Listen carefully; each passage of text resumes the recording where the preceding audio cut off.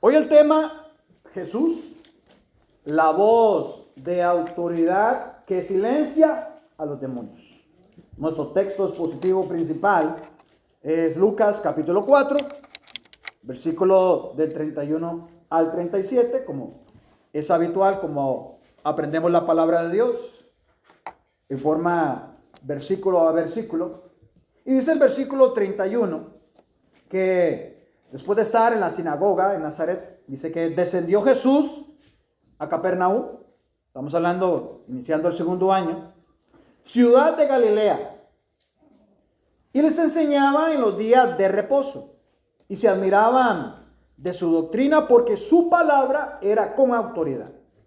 Y estaba en la sinagoga un hombre que tenía un espíritu de demonio inmundo, el cual exclamó a gran voz diciendo: déjanos, ¿qué tienes con nosotros, Jesús Nazareno? ¿Has venido para destruirnos? Yo te conozco quién eres, el Santo de Dios. Y Jesús le reprendió diciendo: cállate y sal de él. Entonces el demonio, derribándole en medio de ellos, salió de él y no le hizo daño alguno. Y estaban todos maravillados y hablaban unos a otros diciendo: ¿qué palabra es esta que con autoridad y poder manda a los espíritus inmundos y salen? Y su fama se difundía por todos los lugares de los contornos. Quiero hablarles por un momento uno de los mayores famosos deportistas del mundo, Michael Jordan. Él es de aquí, de Carolina del Norte, de la Universidad de Duke. Él es considerado como el mejor basquetbolista de todos los tiempos. Michael Jordan es un testimonio de perseverancia y autoridad, pues inicialmente fue rechazado por el equipo de su escuela de secundaria, diciéndole que no tenía todas las cualidades necesarias para ser un buen basquetbolista. Lejos de rendirse, Jordan utilizó este tropiezo como un combustible para su determinación. Con una ética de trabajo impecable y una pasión ardiente, se elevó por encima de las expectativas, convirtiéndose en una leyenda de la NBA. Pues su dominio en la cancha era indiscutible. Cada salto, cada tiro, cada jugada era una demostración de su autoridad en el juego. Sin embargo, su influencia iba más allá de las canchas. Hasta la propia Nike. No hay ningún deportista que tenga un propio edificio dedicado a la marca Jordan. Solo él. Su influencia va más allá de las canchas. Inspiró a millones, mostrando que los obstáculos pueden ser superados con fe y esfuerzo. La historia de Michael Jordan resuena en la narrativa de Lucas 4, 31 al 37, que estamos estudiando esta mañana. Porque Jesús, al enseñar en la sinagoga, impresionó a todos con autoridad. Cuando se enfrentó a un hombre poseído por un demonio, Jesús no solo demostró su poder al expulsar al espíritu inmundo, sino que también mostró compasión por el afligido. Y al igual que Jordan, que transformó su rechazo en una oportunidad para demostrar su grandeza, Jesús transforma situaciones de opresión en demostraciones de su poder y amor. Jesús, lleno de autoridad y poder, enseña y realiza milagros, demostrando su dominio sobre las fuerzas espirituales y su misión de traer liberación y salvación. Es decir, en Lucas 4, el 31 al 37 que hemos leído, muestra a Jesús como un maestro autorizado que puede liberar a las personas de la opresión y su misión de traer liberación y salvación. Por lo tanto, hoy veremos tres secciones que contribuyen a la idea central del pasaje, el cual destaca la autoridad y poder de Jesús en su palabra, así como su compasión hacia los oprimidos. Número 1, Jesús es el maestro con autoridad, del versículo 31 al 32 de Lucas 4. En el punto 2, Jesús es el sanador y el libertador, Lucas 4, 33 al 35. Y en el punto 3, Jesús es el mensajero divino que atraviesa fronteras, del versículo 36 al 37. Y para eso invocamos al Santo Espíritu de Dios, para que nos hable en esta mañana y nos use. Señor, bendito, Adonai, dueño, Señor, te damos gracias esta mañana por estar en tu casa, aprender un tema que estaba muy confundido en muchas, entre comillas, iglesias, que hoy están, no exponen la palabra, sino lo quieren aplicarlo sobre los demonios. Pero nosotros tenemos la palabra y vamos a entender lo que tú querías decir en este texto. Señor, úsame con poder esta mañana. Solo tú puedes, Señor, cambiar corazones, transformar vidas, y que esta palabra no caiga vacía, no caiga en sacos rotos, sino que den fruto. Exaltado sea tu nombre, en el nombre de Cristo Jesús. Amén. Punto número 1. Jesús, el maestro con autoridad. Recopilando. La semana pasada recordamos que Jesús estaba en la sinagoga de su barrio, donde jugaba fútbol y estaba con sus amigos, donde visitaba al panadero que ya lo conocía en la ciudad de Nazaret. Y luego de predicar, ¿qué quieren hacer? ¿Bendecirlo? No, quieren despeñarlo, quieren matarlo, lanzarlo. Como dice Lucas 4:30, ¿qué hace él? Se fue. Él se fue. Es decir, es claro. Y Lucas no quiere que lo olvidemos. Recuerde que Él es el soberano. Él se fue. Él no corrió. Él no huyó. Jesús está en total control de la situación. Pues Jesús debía morir, pero no debería morir apedreado. No debería morir por lanzas, ninguna otra forma de muerte. Porque Jesús debía morir en la cruz, de acuerdo como estaba escrito en las Escrituras. Dice Lucas 4:31, iniciamos nuestro viaje. Descendió Jesús a Capernaum, una ciudad del momento de 1,500 personas, la ciudad de Galilea. Capernaum es la misma ciudad donde Jesús encontró a Mateo, el recaudador. Es la misma ciudad donde Pedro tenía su casa, donde muchos piensan que era el lugar donde Jesús vivió por ese tiempo, en la casa de Pedro, que era grande. Y dice que en la ciudad de Galilea, y les enseñaba en los días de reposo.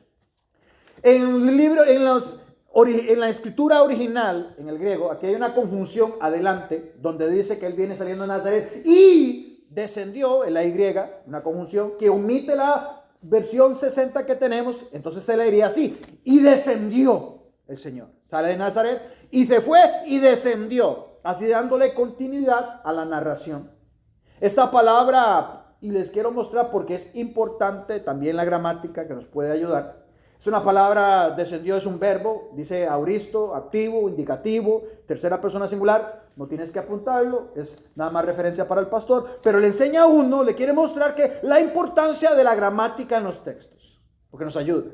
En este caso en particular, nos va a direccionar hacia el sentido original del texto. Cuando el término dice descendió, en Lucas 4:31, cuando se analiza el contexto del griego bíblico, se puede explicar de la siguiente manera. Dice que es un verbo auristo. ¿Qué significa auristo? Auristo indica que la acción de descender es un evento completo que ocurrió en el pasado, pero se dio, él descendió. Dice que es activo porque la voz muestra que es Jesús el que está realizando la acción. También dice que es indicativo. El modo indicativo se utiliza para declarar un hecho, una realidad. En este caso, que Jesús realmente descendió a Capernaum. Y en tercera persona se refiere a Jesús como el sujeto que realiza la acción. Va él solo. Nos ayuda, no veo a los apóstoles, él desciende solo. Dice en singular, indica que la acción la realiza un solo sujeto, Jesús. Es decir, este verbo griego estructurado, como lo acaba de enseñar, comunica que Jesús descendió, porque Galilea se encuentra en el norte de Jerusalén. Jesús baja a Capernaum. en un momento específico y Él completa la acción de descender. Y uno viene y hace la primera pregunta: ¿a qué Jesús bajó a Capernaum? ¿Qué fue a hacer ahí? ¿Cuál era su voluntad? ¿No dijo Él cuál era su voluntad? ¿Cuál era la voluntad de Jesús? Siempre lo dijo. ¿Cuál era? ¿Hacer la voluntad de quién? El Padre. Okay. Entonces aquí abajo, ¿a qué Jesús bajó a Capernaum? A exponer las Escrituras. Dice el versículo 31. Y les enseñaba.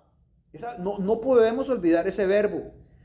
Él llegaba a la sinagoga, que la gente estaba al templo, le quedaba largo el templo, entonces habían sinagogas, lugares pequeños, mínimo 10 personas en una casa podía ser, a reunirse a escuchar las Escrituras. Dice Lucas 4:31, y les enseñaba. ¿A qué llegó Jesús? ¿A hacer milagros? ¿A hacer profecías? ¿Llegó a hacer un especial de música? Les enseñaba en los días de reposo. Enseñaba, eso es un verbo imperfecto. Eso nos enseña que la actividad de enseñar de Jesús era habitual. Era habitual. Con razón aquí la palabra reposo está en plural. Es sabbat en griego. Lo puedes encontrar en otras versiones, en vez de decir reposo pone sábado de una vez directo. Es decir, durante varios sábados Jesús les enseñaba. Pero lo que les estoy contando esta mañana fue un sábado específico. Pero Él todos los sábados les enseñaba doctrina, los estaba adoctrinando. Eso es la Biblia. ¿Cuál fue la reacción de la gente al estar expuesto a la predicación expositiva de Jesús durante varios sábados? ¿Qué dice el texto? ¿Qué dice el 32? Se admiraban. Esa fue la reacción. Nos está contando Lucas. Él es el historiador. Lucas es un médico y es un historiador. Él dice que la reacción de escuchar la palabra de Dios, se admiraban. ¿De qué se admiraban? Hay dos cosas que se admiraban. Número uno, con su doctrina y su palabra. Entonces ahí estamos viendo que el mismo Lucas nos está diciendo que la gente que estaba en la sinagoga se admiraba de dos cosas: no su ropa, no especial, no sus milagros, sanidades, ¿verdad que a la gente le gusta eso? No, su palabra. Se admiraban de su doctrina, o sea, sus enseñanzas, porque su palabra, ¿qué pasaba con la doctrina y la palabra? Era con autoridad. Y Mateo agregó algo a esta misma historia, en Mateo 7:29, que esa doctrina y su palabra con autoridad no la tenían los escribas. Ellos no la tenían. Y como hijo de Dios, Jesús tenía autoridad e interpretación expositiva innata, natural, de la ley del Antiguo Testamento. Le salía propia le salía. Mientras que los escribas, como lo citó Mateo 7:29, solo podían intentar exponer el sentido alegórico de su Talmud, que Talmud era sus interpretaciones en un libro.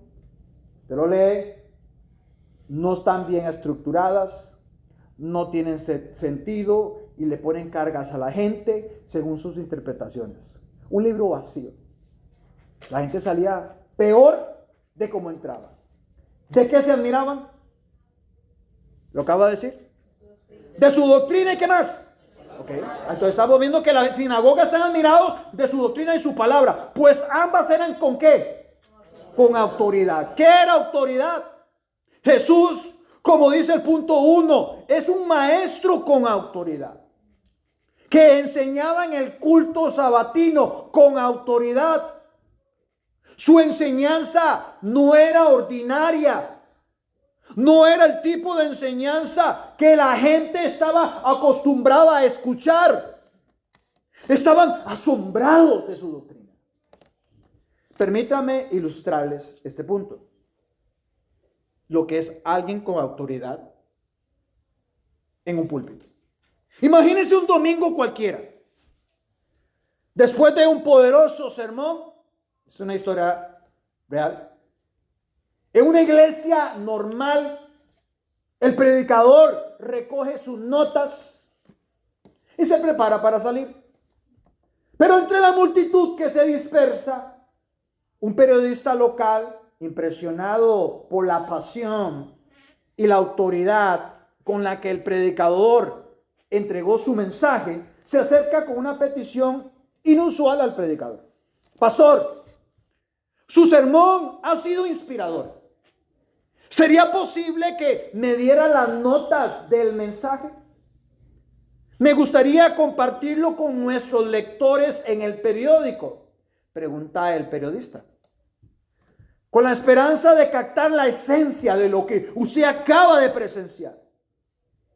El predicador, con una sonrisa comprensiva, mira al periodista con la esperanza de captar lo que está diciendo y responderle. Él hace con su sonrisa comprensiva, mira al periodista y luego a las páginas llenas de letras frente a él y le dice, vea, puede llevarse las notas, por supuesto.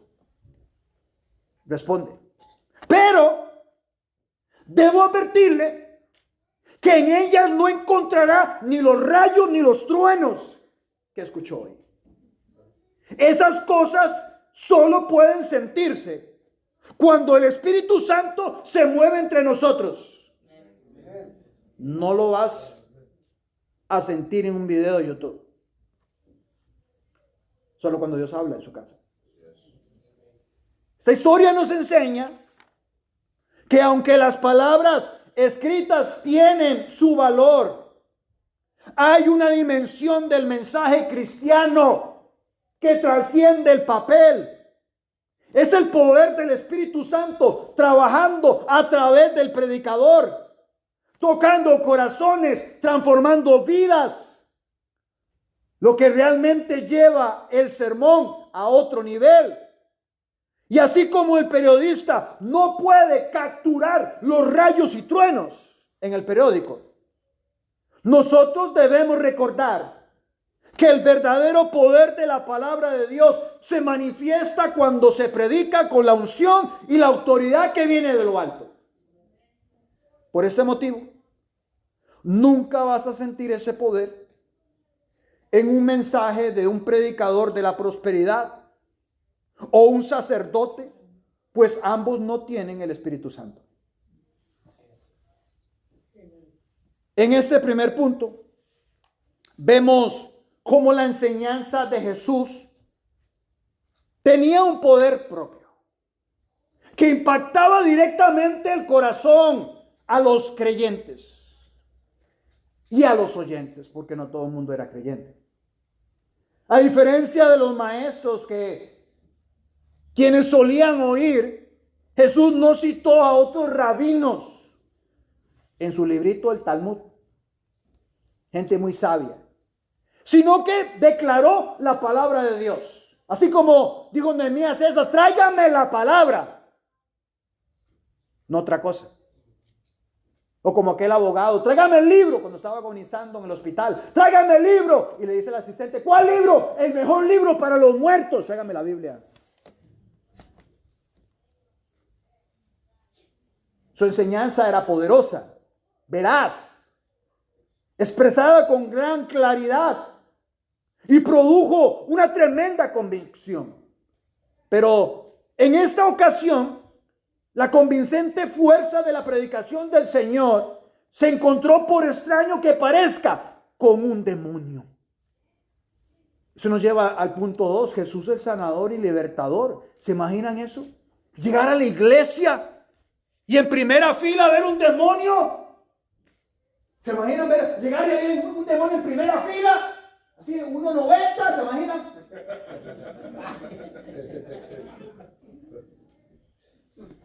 Dice el versículo 33. Estaba en la sinagoga un hombre que tenía, un hombre singular, es un demonio, porque en otros pasajes vemos a otro, un cuerpo con varios demonios. Dice que es un demonio, está en la sinagoga y está en un hombre. Cuando dice probar los espíritus tienen que hablar con el espíritu de una persona o habla espíritu de un demonio. Aquí un espíritu de demonio inmundo, que lo podemos traducir como inmoral, el cual exclamó a gran voz. Con voz muy fuerte, lo que dice el escriba. Con una voz de espanto, de terror, de temor. Y por cierto, lo hizo en medio de la prédica de Jesús. Son como esas personas que nos visitan en algunas ocasiones, que quieren que termine el mensaje para irse, porque no aguantan la predicación expositiva. El demonio sintió el poder de la presencia del soberano, el Hijo de Dios, quien había venido al mundo a invadir el reino de las tinieblas y a liberar muchos cautivos del diablo, llevándolos a la salvación. Hermanos, ponga mucha atención, por favor. Es verdad que todos los que vienen a la iglesia no son santos. Pero también no podemos ignorar que muchas de estas almas diabólicas vienen a la iglesia a causar problemas y no adorar. Si hay un lugar donde ocurre la mayor esfera de lucha demoníaca, batalla, es aquí. Usted no necesita ir a alguien que lea las cartas para encontrar un demonio. Aquí usted lo encuentra. Debe tenerse en cuenta que en el entorno religioso como el de Israel, los demonios prefieren permanecer ocultos, sentándose en reuniones religiosas, porque ese es su disfraz de ángeles de luz, dice 2 Corintios 11:14.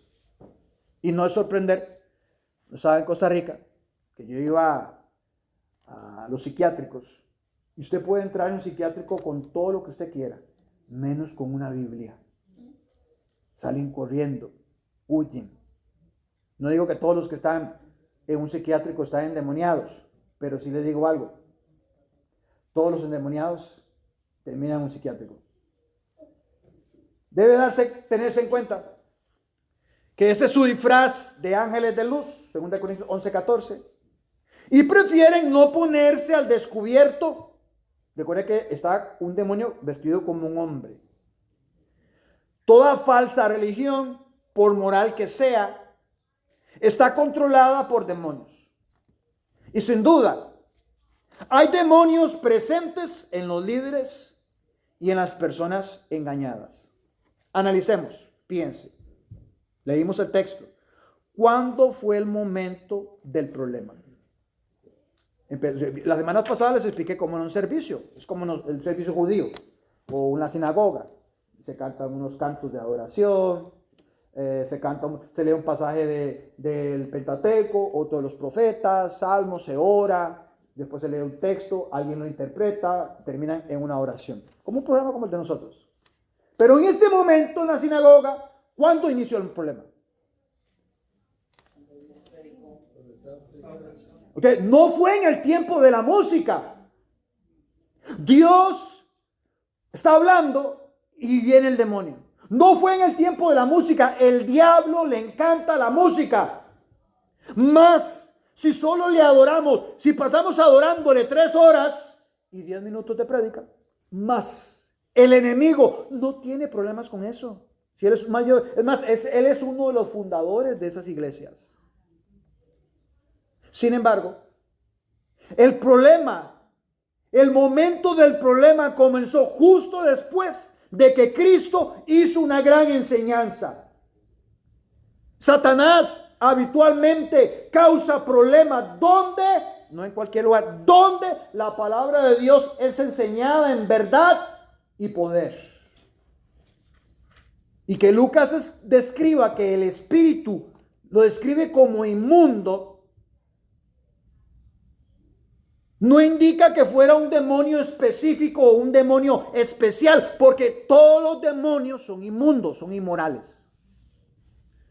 Así que debemos clarificar primero en nuestra mente y en los mitos del pueblo es que en el Nuevo Testamento el comportamiento único y extraño asociado con la posesión demoníaca. Alguien se grita, se pega a la pared y ya está loco, endemoniado. No, no.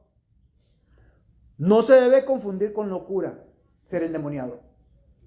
El que estaba sentado ahí era una persona normal. Los demonios siempre eran racionales. Pensaban, hablaban. Cuando hablaban entendían. ¿Por qué? Porque ellos entendían quién era Jesús y entendían que Él los iba a destruir. ¿Cuántos demonios hay aquí? ¿Muchos o uno? Uno. No olviden eso. Incluso, cuando un demonio se dirigió a los incrédulos, les habló de manera racional, diciendo a unos aspirantes exorcistas, los 7 hijos de Seba, y un demonio, en Hechos 19:15, a Jesús conozco. Ellos saben, tienen una buena teología. Y sé quién es Pablo, pero vosotros, ¿quiénes sois? No los conocen. El demonio inmundo, su acción es, exclama con gran voz. ¿Qué quiere decir que el hombre causó una gran voz? ¿Qué hizo? Hizo una gran perturbación en la sinagoga. Las personas que se oponen a Cristo y a la palabra en la iglesia son muy perturbadoras, son muy dañinas para los servicios y los ministerios de la iglesia. El endemoniado hace una petición que expresa por lo que dice.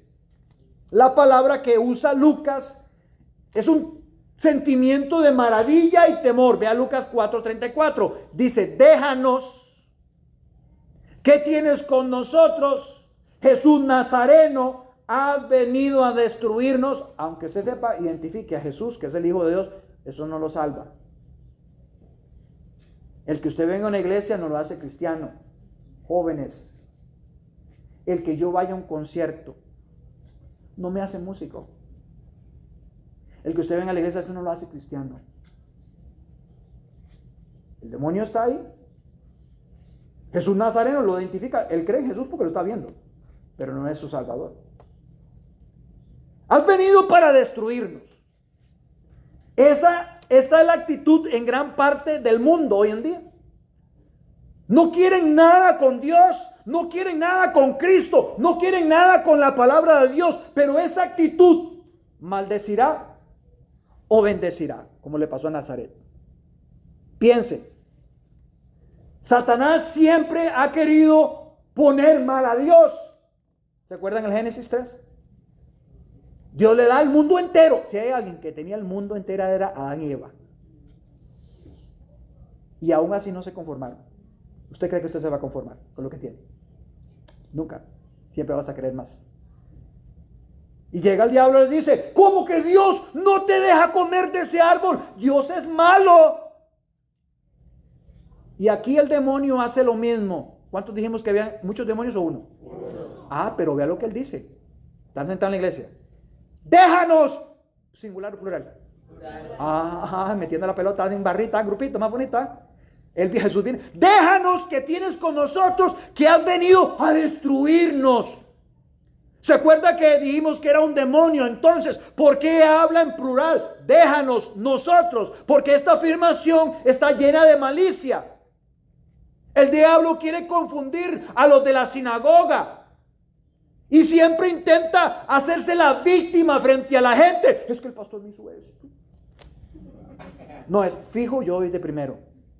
Es tan mal, no me saludó, me hizo esto. Siempre se cree la víctima. ¿A qué vienes a destruirnos? Intenta hacer creer a los demás que Cristo es malo y cruel, que no quiere que nos enamoremos. Qué egoísta que Dios, que no quiere que seamos libres en nuestros cuerpos. Dios es malo. Cristo no es malo ni cruel. En realidad, el demonio es cruel y malo. Es el principio detrás del criminal que se queja de la policía que lo arrestó. Yo te conozco quién eres. Eres el santo de Dios. Los demonios sabían quién es realmente Jesús y lo mencionan. Pero esto no encubre su maldad. Aunque ellos crean que Jesús es el Hijo de Dios, tu pecado no está perdonado. Pero esto no cubre su maldad. Creer en Cristo o afirmar o aceptar una declaración doctrinal como la que nosotros tenemos, como les hemos dado cuando usted va a ser miembro, no significa que eres salvo. Es interesante notar que estos demonios tienen una mejor teología sobre Cristo que muchos que tenían sus rollos en sus manos y que asistían a adorar a Dios. Si el pueblo de Dios se asusta en la santa y divina presencia, como Isaías 6:5, ay de mí que soy muerto. Los apóstoles en Mateo 17:6, al oír esto, los discípulos se postraron sobre sus rostros y temieron gran temor. Si el pueblo de Dios se asusta en la santa y divina presencia, ¿cuánto más un vil y malvado demonio? Dice Marcos 3:11 que los espíritus inmundos, al verle, se postraban delante de él. Sin embargo, Jesús no quería, ni necesita, ni necesitará el testimonio de cualquier hijo del diablo. No ocupa un demonio que le haga publicidad. Pero Jesús no ocupa el pragmatismo. Por tanto, él silenció a los demonios siempre que estos le afirmaron la verdadera identidad, ya que Cristo vive en los creyentes. Ellos temen. Como dice Gálatas 2:20, Cristo vive en los creyentes. Los demonios les temen, nos temen, porque en ellos mora. Aquí es el templo, esta es la casa de Dios. Y ellos a Cristo le temen en extremo. Cristo detuvo el problema en la sinagoga por su poder. Dice Lucas 4:35, ¿de qué forma? Cállate y sal de él. Entonces el demonio, derribándole, esa palabra es un antiguo verbo que es en un sentido de violencia, echar con sacudidas, tirar con fuerza. Y como médico Lucas señala cuidadosamente este movimiento porque es un detalle de un médico, de su sacudida, algo que no dio Marcos. Esa frase cállate muestra, nos enseña la firmeza con la que Jesús se dirige a un demonio, indicando que no hay lugar para la negociación o diálogo. No. Yo no tengo que pedirle al diablo que suelte a mis hijos, que tiene arrebatados. Eso no es así. La palabra griega utilizada aquí para reprendió implica una censura severa, una orden inmediata, reflejando la autoridad absoluta de Jesús sobre las fuerzas espirituales del mal. La instrucción, sal de él, es directa. Revela que Jesús tiene el poder de comandar a los espíritus inmundos y librar a los oprimidos por ellos. Este mandato no solo muestra su poder, sino también su compasión y deseo de restaurar a aquellos bajo opresión demoníaca. El 90% de los medicamentos en este país, ¿sabe qué son? El país de la prosperidad. Les paga mejor en el mundo antidepresivos. Son problemas espirituales. Los proverbios lo hablan. La gente que no puede dormir tiene un problema espiritual. David, por razón David tranquilo decía, en paz me acostaré. Cuando usted está en paz con Dios, usted duerme. Cuando hay un pecado, cuando hay algo no arreglado, no puedes dormir. Cuando hay falta de perdón, eso es pecado, no puedes dormir. El diablo va a llegar ahí, a hablar, especialmente en las noches. La instrucción, sal de él, es directa, revelando que Jesús tiene el poder. Y finalmente el pasaje concluye con, entonces el demonio, derribándole en medio de ellos, salió de él y no le hizo daño alguno. El demonio quiso hacer daño, pero Dios no lo permitió. Lo que nos enseña que aunque el mal pueda causar conmoción y temor, no puede resistir a la palabra de autoridad de Cristo. Hay una ausencia de daño, no le hizo daño. Subraya la protección y el cuidado de Jesús, incluso en medio de una liberación espiritual. Los demonios existen. Tienen la misma edad porque fueron creados igual. Hay unos solo hablan de demonios. Eso es un extremo. Pero están los otros que nosotros muchos ignoran. No, sí existen. Es un balance.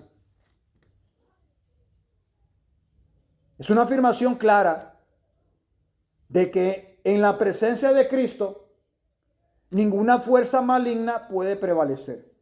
Pero nos viene una pregunta muy importante. ¿Qué tal los impíos?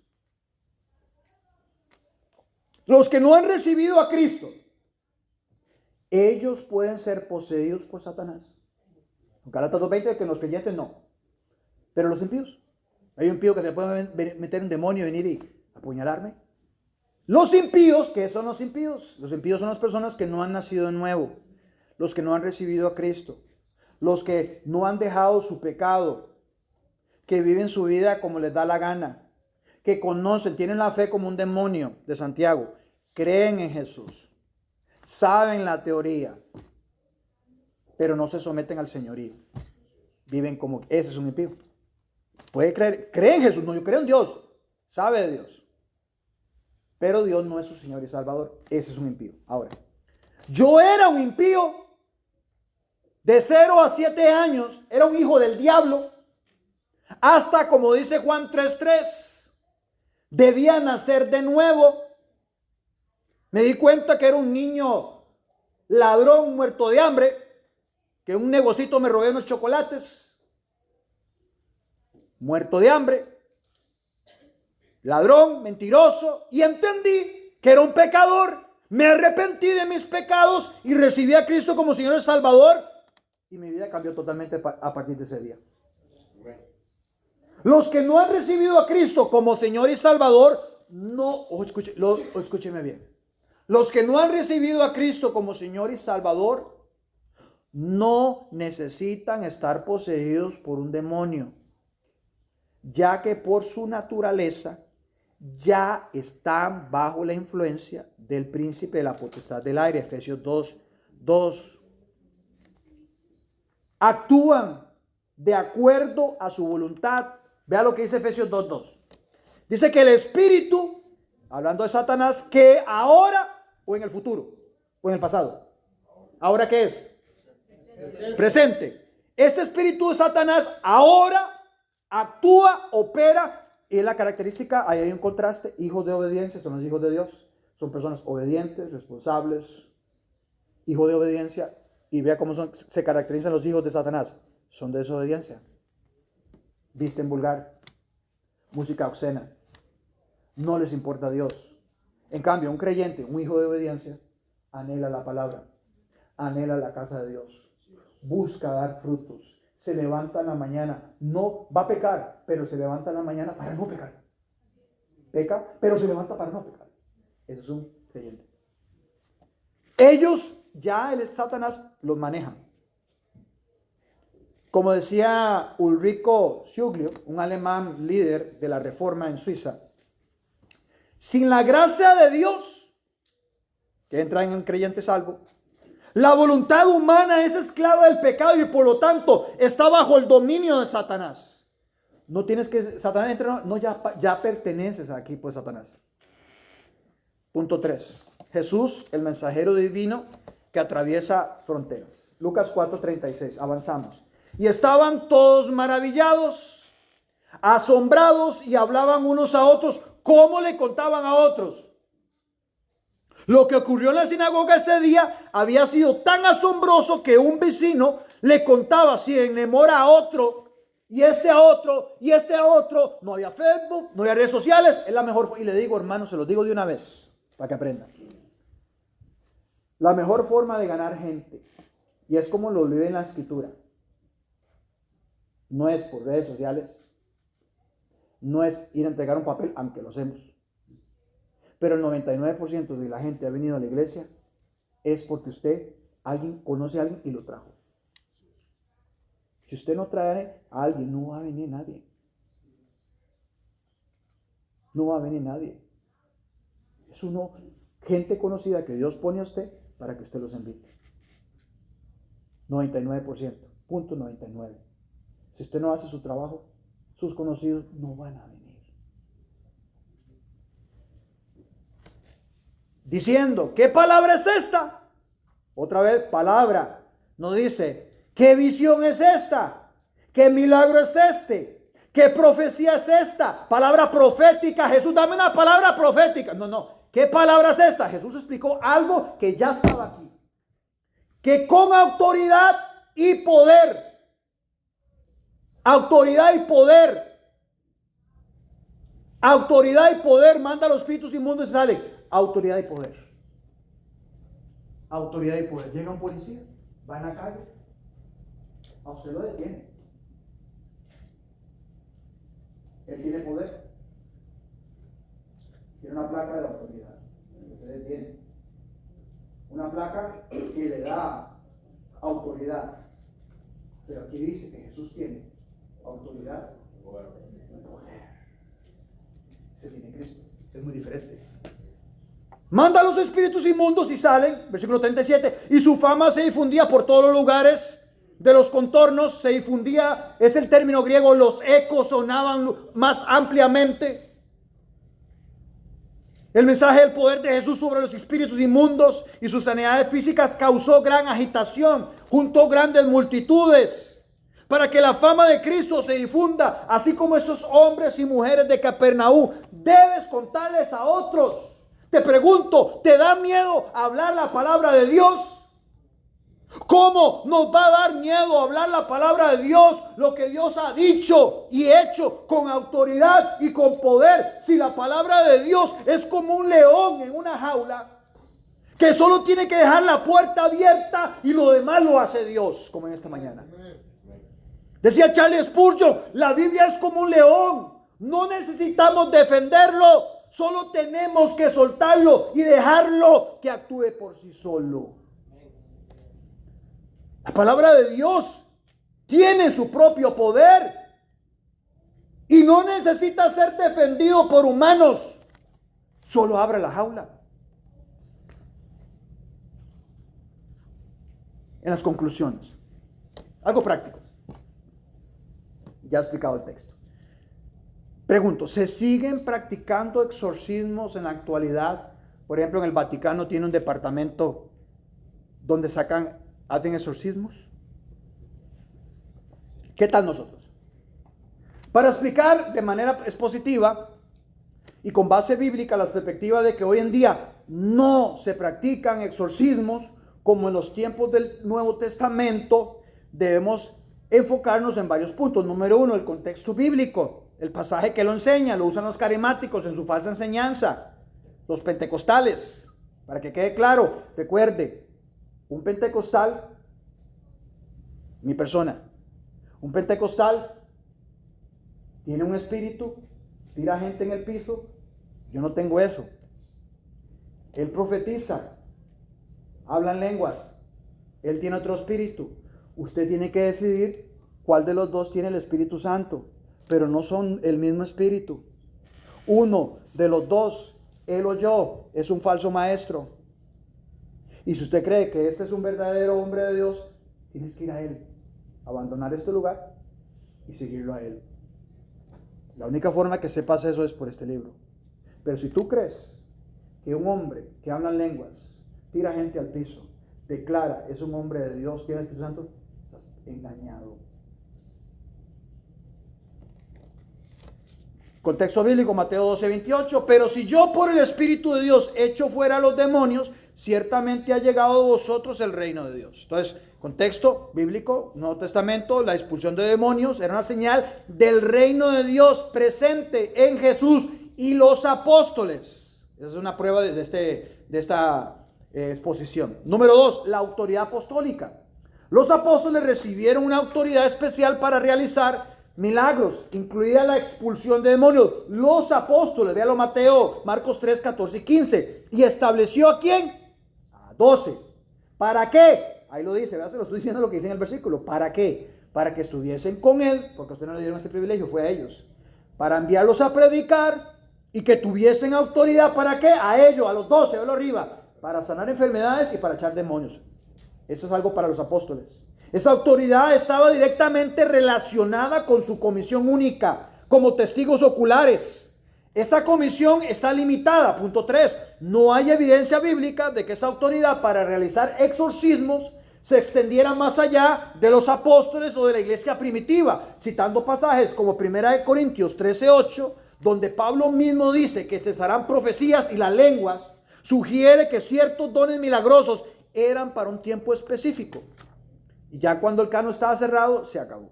El propósito de los milagros. ¿Cuál era el propósito de milagros? Porque yo no vi a Jesús predicando en la sinagoga milagros.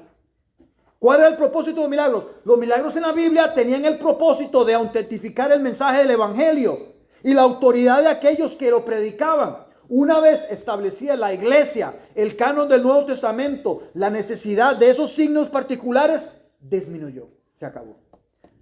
Y también, otra prueba es la soberanía de Dios.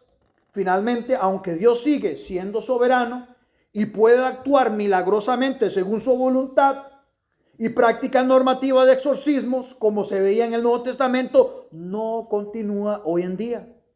En su lugar, la iglesia se enfoca en la proclamación del evangelio y el poder transformador del Espíritu Santo. Si sacamos un endemoniado, le sacamos el demonio, ¿qué va a pasar? 7 demonios van a volver, va a ser peor. ¿Qué es lo mejor que le podemos dar a endemoniado? Que ya está endemoniado porque ya es un hijo del diablo. El evangelio. Y cuando Cristo mora ahí, ¿quién puede quitar el Espíritu Santo?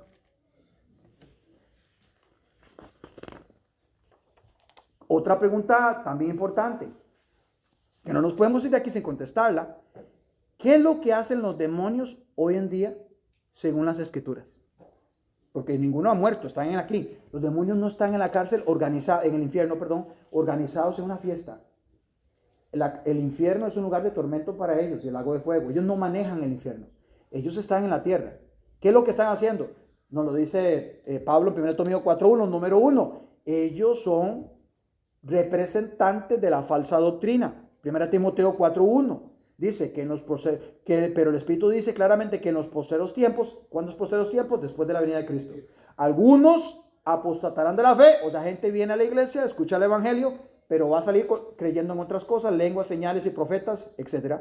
Enseñando a espíritu, ojo, engañadores, que parece verdad, pero es mentira. A doctrinas, ¿quién las hace? De demonios. Ellos están haciendo falsas doctrinas. ¿Qué hacen también los demonios? Les encanta la música, la adoración. Vea 1 Corintios 10:20. Antes digo que lo que los gentiles sacrifican los domingos, a los demonios los sacrifican y no a Dios. Y no quiero que vosotros os hagáis partícipes con los demonios. No podéis participar de la mesa del Señor y de la mesa de los demonios. Ellos son expertos falsificadores de la adoración. Hay unos que solo hablan del Espíritu Santo y del Espíritu Santo, Espíritu Santo, Espíritu Santo. Si usted ve a alguien que solo habla del Espíritu Santo, no está lleno del Espíritu Santo. Porque alguien lleno de la palabra de Dios solo habla de Cristo. También una persona que no tiene, que es un demonio, que actúa a su comportamiento, tiene actitudes de celos, divisiones. Eso es lo que hacen ellos ahora los demonios en la iglesia. Promuevan actitudes de celos, causan en las iglesias divisiones y orgullo en la iglesia. Velo Santiago 3:13. Dice, pero si tenéis celos amargos y contención en vuestro corazón, no os jactéis ni mintáis contra la verdad, porque esta sabiduría no es la que desciende de lo alto, sino terrenal, animal porque donde hay celos y contención, allí hay perturbación y toda obra perversa. Eso es lo que entendemos. Vienen a las iglesias a provocar problemas, a creerse las víctimas, diría que mi abuela, ¿verdad? Que les hizo un malo, todos son malos, menos él. Provocar divisiones, grupitos, destruir. Eso es lo que hacen los demonios en su trabajo actualmente. Hoy hemos aprendido mucho.